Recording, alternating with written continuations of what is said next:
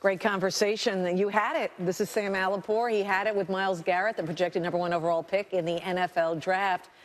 Interesting stuff there. What was your biggest goal as you hung out with Myles Garrett that you wanted to obtain from him? Well, we knew he's a once-in-a-decade pass rushing prospect, track record of production, NFL-ready skills, the kind of physical ability that's drawn comparisons to, by my count, at least 3 of the Justice League's superheroes.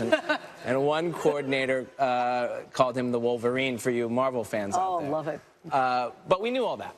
They sent me to College Station to figure out what makes him tick. And it turns out that this singular talent has an equally unique personality and intellect. We're calling him in the magazine the most interesting man in the draft, with apologies to that beer guy, and for good reason.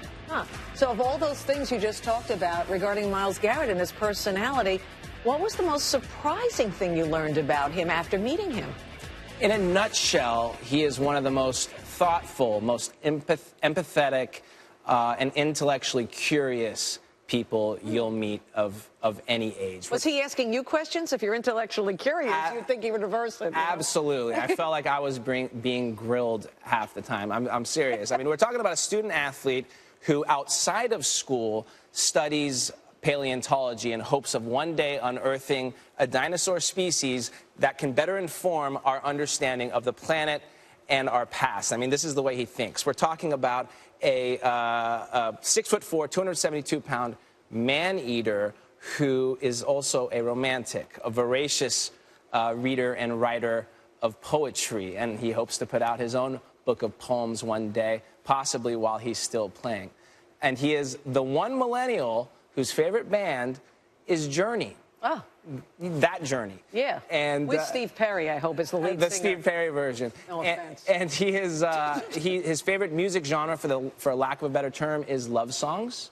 Nice. And you know, he's just one of the most empathetic. He feels so deeply. I mean, and his mind is so nimble. He can drive the conversation in a span of minutes from the power of Journey to the genius of astrophysicist Neil deGrasse Tyson, excuse me, to the power of Maya Angelou's poetry, which, as he puts it, fills his every single cell with light and love. I mean, these are his words. All right, I'm locked in. I'm following you on Twitter. I hope is he on Twitter?